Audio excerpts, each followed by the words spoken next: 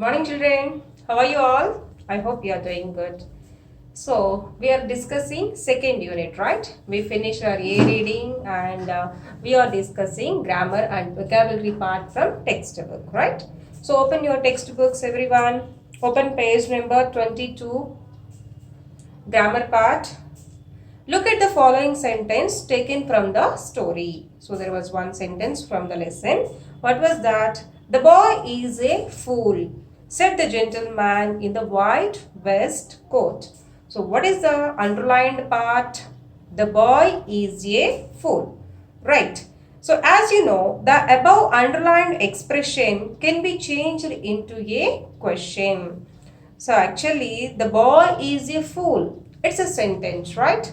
Isn't it, children? The boy is a fool. It's a sentence. So, what is a sentence? You all know very well, right? Sentence means the group of words that gives complete meaning or sense is called as a sentence. A group of words that gives complete meaning or sense is called as a sentence. And you know very well about the types of sentences as well, right? So there are four types. First one is assertive or declarative sentence. Second one, interrogative. Third one, imperative sentence. And fourth one is exclamatory sentence, right? So in today's session, we'll discuss about the first two types, assertive or declarative sentence, and at the same time we'll discuss about interrogative sentence. Of course, you know very well, just like quickly recalling those sentences. Coming to the first one, assertive or declarative means the statement, the sentence that declares something, that asserts something, that gives information. So if we read the sentence, we should be able to get the complete information. There should not be doubts at all. Complete meaning should be there. So if we are getting complete meaning or information, then we call it as an assertive or declarative sentence. For example, the simple one, I'm teaching 8th class English. I'm teaching 8th class English. So are you getting the complete meaning? So it's called as an assertive or declarative sentence. Understood? So you are very good children. You are very good children. You are studying in Nirbhaya High School. All this comes under declarative or assertive sentences, right? Coming to the second one, interrogative sentences. Interrogation, that means what? Inquiring, asking. So if we want to get any information, we ask the questions, right? By asking the questions, we can get the information from others. So those type of sentences are called as interrogative sentences. See, generally interrogative sentences, that means the questions, they can be formed by using WH words, right? You know about WH words. How many are there? 9 WH words are there, right? For example, what, why, when, where, who, whom, whose, how, all these are called as WH words. So by using WH words, we can frame the questions. Simple thing, what's your name, where are you living, and who is your best friend, what is your favorite color, when are you coming, how are you. So these are the small questions, examples. By using WH questions, we can frame the questions. That's one type. Coming to the another type, by using auxiliary verbs or helping verbs, also we can frame the questions. So you know about auxiliary verbs as well, right? So how many are there? 24 auxiliary verbs are there. Auxiliary verbs are also called as helping verbs. Okay, so you know very well children, so that's why I'm quickly just trying to recall all these. Okay, I'm not writing on the board because you all know this very well. So auxiliary verbs are called as helping verbs also. They are generally used in the sentence along with the main verbs. By using auxiliary verbs, we can understand the exact tense of the given sentence. So what are the 24 auxiliary verbs? Am, is, was, are, were, have, has, had, do, did, does, can, could, will, would, shall, should, may, might, must, need to, used to, are to, did to. You know about that, right? So if you are framing the questions by the help of auxiliary verbs, then we call it as yes or no questions. Of course, those questions also comes under interrogative questions only. But if any question is formed by using or with the help of the helping verbs, then we call it as yes or no questions. So what are yes or no questions, children? For example, if anyone is asking you any question, if your answer is going to be either yes or no, then those type of questions are called as yes or no question. That means by just simply saying either yes or no, if you are able to give or if you are able to respond to that question by saying only yes or no, then those questions are called as yes or no questions. Simple example. For example, if I ask you like, have you done your homework? Look at this one. Have you done yesterday's homework? I have asked you this question. So what can you say? In response, you can say yes. If you did the homework, you can say yes. Simply, that's it, right? If you have not done homework, what do you say? You say simply no. That's those type of questions are called as yes or no questions. Understood, children? Okay. Did you finish your lunch? So if you finish, you say yes. Otherwise, you say no. Those type of questions are called as yes or no questions. So the questions formed by using auxiliary verbs are called as yes or no questions. The questions formed by using auxiliary verbs are called as yes or no questions. So see here, simply if you observe, have you done yesterday's homework? Have. And are you following my classes? Are you following my classes? So here again are, can you solve this puzzle? Can you solve this puzzle? Here also can. Have or can. All these are auxiliary verbs, right? Is it correct or not, children? So for all these questions, you can say your answers. So have you done your homework? No. Right? This is the answer from you people, I know very well. And are you following my classes? Okay, anyway, I'll say yes. And can you solve this puzzle? Yes, you are very intelligent. That's why you can solve this puzzle. So here simply we are getting answers like yes, yes, no. That's why these three questions can be called as yes or no questions. Is it clear, children? Did you understand? What are the yes or no questions? So you can say yes. I think answer from you is yes. Okay, so now let's see some example. See here, we'll see how to convert the statements into yes or no questions. For example, if any statement is given to you, how can you convert that statement into yes or no question? We'll see that. Okay. Look at the board, children. I have written some sentences here, sentences and questions as well. So first sentence, she is so beautiful. She is so beautiful. Is it a sentence? Which type of sentence? It comes under an assertive or declarative sentence. So I am going to convert this sentence into a question. How can we do that? So what I said, yes or no questions means those questions must start with auxiliary verb. Then find out the auxiliary verb in the given sentence. What is the auxiliary verb in the given sentence? Is, right? Is an auxiliary verb in the given sentence. So start your question with auxiliary verb. Write capital letter here because you know very well, right? All type of sentences starts with capital letter. So here is, then write subject. That means here we are reversing, we are interchanging. Here she is, but in the question we are writing is she. Is she. Understood, children? So she is what? Here it's the subject, right? She is subject. First write auxiliary verb, then write subject, then continue the sentence. Is she so beautiful? Now I am asking. In the first sentence, I am telling you, I am giving you that information. She is so beautiful.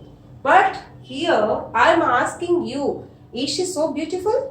Then you can answer to my question. Whether if it is yes, you can say yes, otherwise no. Obviously, always girls will be very beautiful. So my answer will be yes only. Is she so beautiful? Then answer for this question is yes. Okay, understood children? Like this we have to convert. First identify the auxiliary verb in the given sentence. Then start your question with auxiliary verb. Then write the subject and continue the sentence. Of course, here now it has been changed into a question. That's why it must end with question mark. Here it is full stop, right? It is a sentence. That's why it was ended with full stop. But it's a question. So we have to place here question mark. Understood children? Let's see the second one. They are coming tomorrow. What's our next sentence? They are coming tomorrow. So first identify the auxiliary verb here. What is the auxiliary verb given here? Are. So start your question with are. Then write subject. What is subject here? They. Are they coming tomorrow? Are they coming tomorrow? Question. Then, so maybe you can say no. Your answer here it is no. Understood children? Yes. Next, third one. It was interesting. It was interesting. So what was the auxiliary verb? Here was. Write was first, then write subject, which is it. Okay, was it interesting? Was it interesting? Then your answer becomes yes.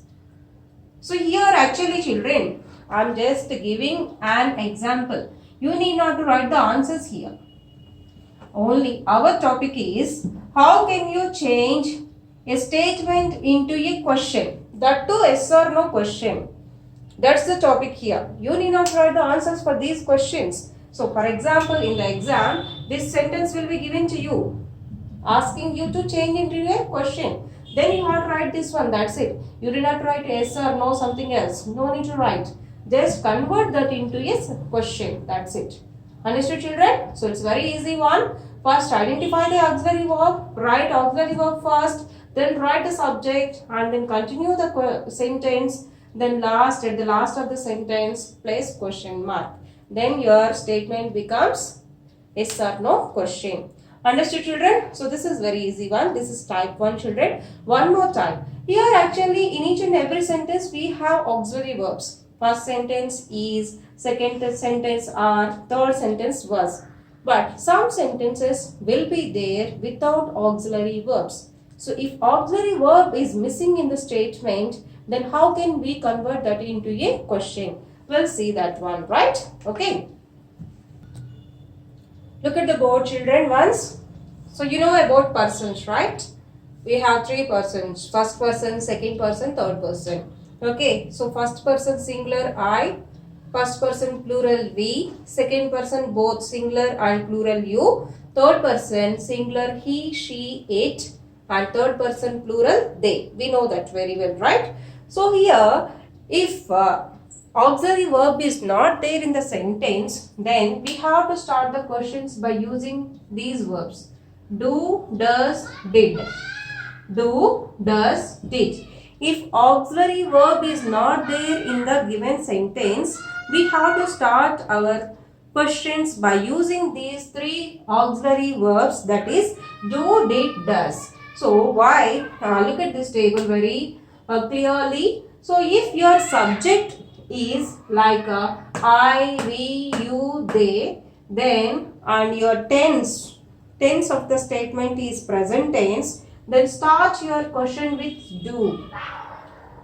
Your sentence, how can you know that your sentence is in present tense or past tense? Obviously in each and every sentence you must have one verb, main verb will be there. By looking at the main verb, we can understand whether that is in present tense, past tense or future tense. So if your tense is in present tense, your statement, your sentence is in present tense, and your subject may be any one of these like I, we, you, they, then start your question with do. If your verb is in past tense, then write did. Okay. Or else, if your subject is he, she, it, any one of these three, then and your verb is in present tense, then write does. Then write does. And if it is past tense, as usual, continue did. Okay, look at the table, children. Pause the video, write down that table, try to understand that clearly. Remember, always do this, the do does comes under present tense and did comes under past tense. Okay, based upon that, let's see some examples. Okay, I have written here, I have taken speak as the main verb. Okay, look at the first sentence. You speak Telugu. You speak Telugu. It is in simple present tense. So you can speak Telugu. That is the meaning here. You can. You are able to speak Telugu. That is the meaning here. Okay. So what is our subject here? You.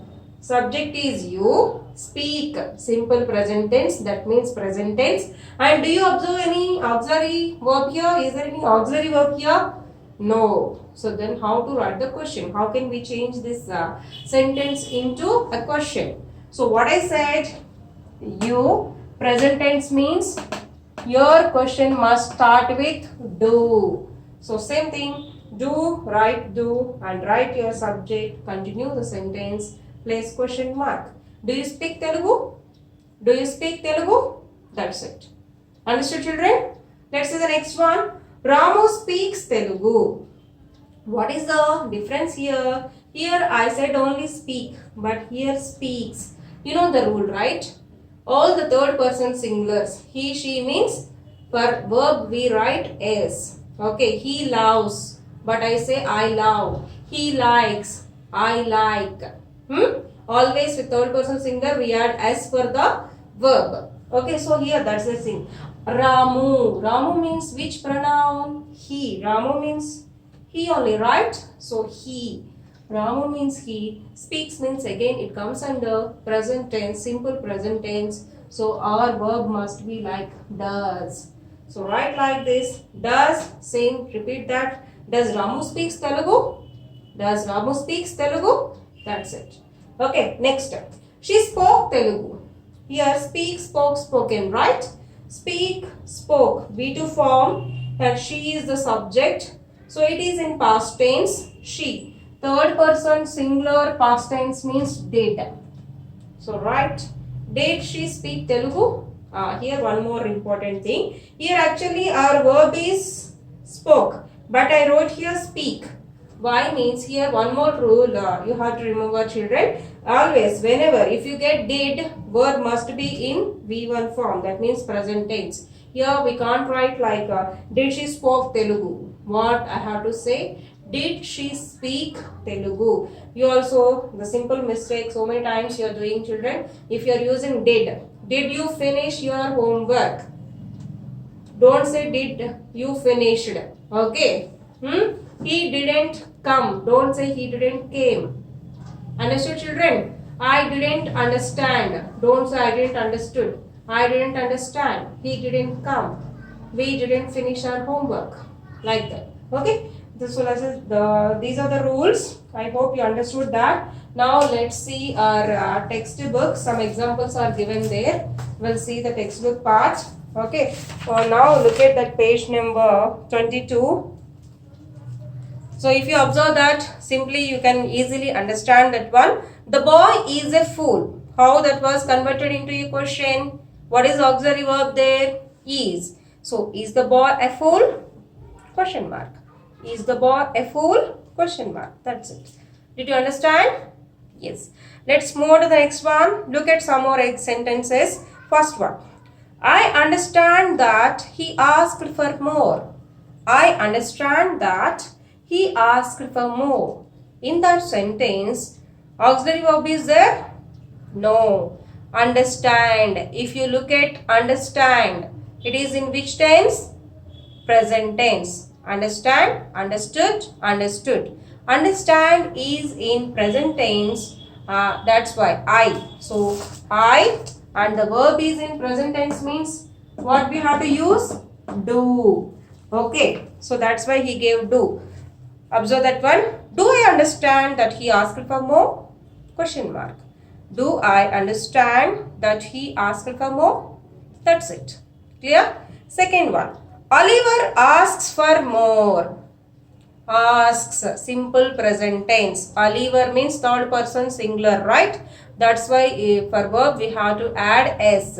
Oliver asks for more.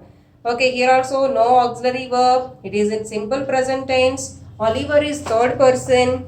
Third person present tense means we have to use does. Okay, so does Oliver ask for more?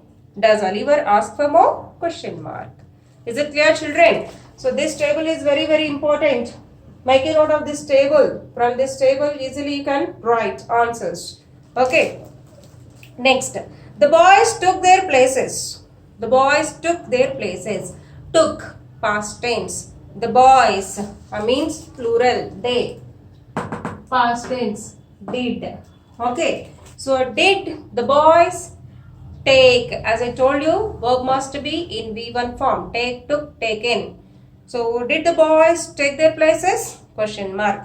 So like that, I hope you understood this. So down 7 examples are there. You have to do it as homework. Not only that, actually in the last session I have explained you about question tags, right? So from that, I think I hope you understood that one as well. So page number 23, second bit, that comes under question tags. So read that one, even answer that one also. Okay, so these two are going to be homework for today. Not only that, I'll give you homework from workbook as well. You have to prepare for FA1 exams. So we'll start revision from first unit. Everybody open your page number 23. Creative writing. Question number 1, 2, 3. Question number 1, 2, 3, 4, 5, 6, 7, 8, 9. There are 9 questions which comes under creative writing. Next Monday I'll conduct you ST on these questions. So prepare all these 9 questions for ST. Okay. Thank you.